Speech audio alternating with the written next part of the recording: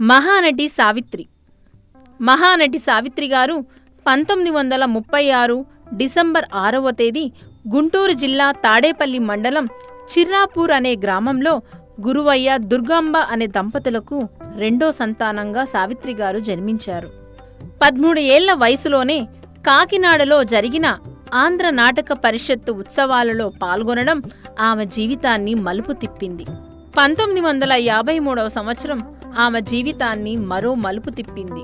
ఆంధ్రదేశాన్ని ఉర్రూతొలగించిన దేవదాస్ సినిమాలో పార్వతీ పాత్రకు ఎన్నికయింది సావిత్రి గారు. ఈ పాత్రతో ఆమె ప్రేక్షకుల ఆదరణ పొందింది.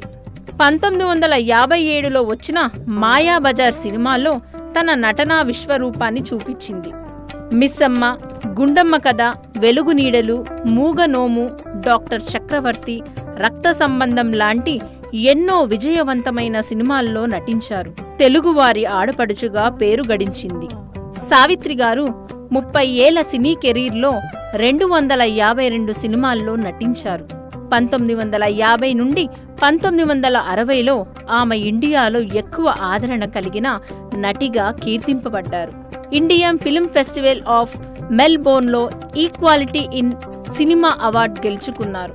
ఆమె 1999లో 30వ ఇంటర్నేషనల్ ఫిల్మ్ ఫెస్టివల్ ఆఫ్ ఇండియాలో ఏ మూన్ అమాంగ్ స్టార్స్ గౌరవాన్ని అందుకున్నారు.